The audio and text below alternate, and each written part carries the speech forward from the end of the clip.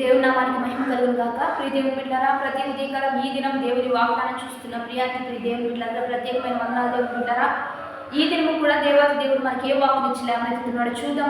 యోబు గ్రంథము 38వ అధ్యాయము 41వ వచనం చదువుకుందాం.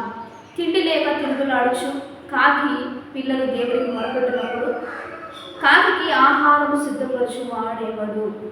ఈరోజు దేవుని బిడ్డలారా, ఇక్కడ దేవుడు మనకి ఇస్తున్నాడు. తిండి లేక కాకి పిల్లలు దేవునికి మొరపెట్టినప్పుడు కాకి ఆహారం సిద్ధపరచు వారు ఎవరు?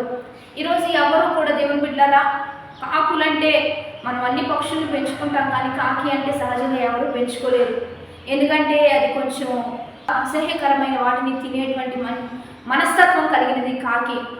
బ్యాడ్ బిహేవియర్ మనం వింటూ ఉంటాం. సహజంగా ఎవరైనా మాట్లాడితే కోయిల గానమని, అసహ్యంగా ఉంటే కాకి గోలని మనం వింటూ ఉంటాం.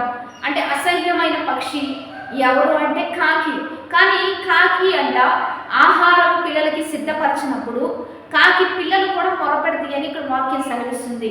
అంటే ఆహారం లేనప్పుడు పక్షులు కూడా దేవునికి మొరపెడతాయి. కాబట్టి మనం కూడా కష్టకాలంలో మనము కూడా మొరపెట్టగలిగితే దేవుడు కాకి పిల్ల ప్రార్థన విని కాకి ఆహారం సిద్ధపరుస్తున్నాడు.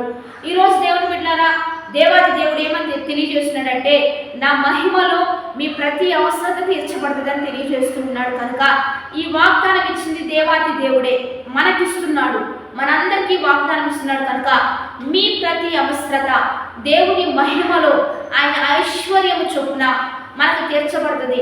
అవసరత లేని వారి భూమి మీద ఎవరూ లేరు దేవుని బిడ్డలారా. ప్రతి ఒక్కరికి అవసరతలు ఉన్నాయి, ప్రతి ఒక్క మనుషుడికి అవసరతలు ఉంటాయి. అందుకనే తినడానికి ఆహారం, త్రాగడానికి నీరు, ఈరోజు గాలి, సమస్తాన్ని దేవుడు మనకిస్తూ ఉన్నాడు. సమస్తం దేవుడే మనకి ఇచ్చాడు. కనుక వాటిని అడిగి పొందుకునే ధన్యత కూడా మనకు ఉండాలి.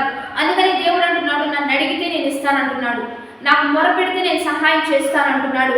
ఈరోజు దేవుని బిడ్డలారా, ఏ విషయాన్ని బట్టి మీరు కృంగిపోతున్నా, ఏ విషయాన్ని బట్టి మీరు నలిగిపోతున్నా, ఇక్కడ మొరపెట్టినప్పుడు దేవుడు నేను సహాయం చేస్తాను అంటున్నాడు. కనుక ఈరోజు మీ అక్కల అవసరతలన్నీ కూడా యేసు నామంలో తీర్చబడతాయి. కనుక ప్రార్థించడం పొందుకోవడం, అడగడం పొందుకోవడం, దేవునికి విలువిస్తూ, దేవునికి అవకాశం ఇస్తూ, ప్రతి విషయంలో దీవెన పొందుకుంటూ మనందరం దీవెనకరంగా ఆశీర్వాదకరంగా ముందు కొనసాగుదాం. దేవుని బిడ్డలారా, మనందరం వాగ్దానాన్ని బట్టి ప్రార్థన చేద్దాం. పరిశుద్ధుడ, మహోన్నతుడ, గొప్ప దేవ, ఈ దినము మీరు మాకు ఇచ్చిన బలమైన వాక్కు వచనాన్ని బట్టి నీకు మహిమ.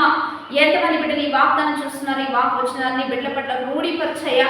కాకి పిల్ల మొరపెట్టగా కాకి ఆహారం సిద్ధపరిచినట్లుగా ఈరోజు ఎంతమంది బిడ్డలు ఆహారం లేక మొరపెడుతున్నారో వారికి, వారి కుటుంబానికి సమృద్ధత, ఆశీర్వాదం, దీవెన, మెండైన కృపలిచ్చి లేవనెత్తి నీ ఘనమైన నామానికి మహిమ తెచ్చుకోమని, ఈ వాగ్దానం అనేకులకు దీవెనకరంగాను, వేలుకరంగాను, ఆశీర్వాదకరంగాను ఉంచమని ప్రభువైన యేసుక్రీస్తు నామం పేరిట అడిగి వేడుకొని ప్రార్థిస్తూ నామ గొప్ప తండ్రి, ఆమేన్. కాబట్టి మంచిగా లైక్, షేర్, కామెంట్ చేద్దాం. దైవికంగా 10-20 మందికి పంపిస్తూ ఆత్మీయంగా బలపడదాం. 50 దిన ఉపవాస ఆరాధనలు జరుగుతున్నాయి.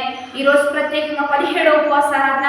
మీరందరూ కలుసుకోండి. 50 దినాలు ఇక్కడ భోజనం పంచిపెట్టడం జరుగుతూ ఉంటుంది. దేవుని బిడ్డలారా, ఎవరైనా ఇచ్చి దేవుని నామాన్ని మహింపరచదలిచి ఉంటే ఇవ్వండి.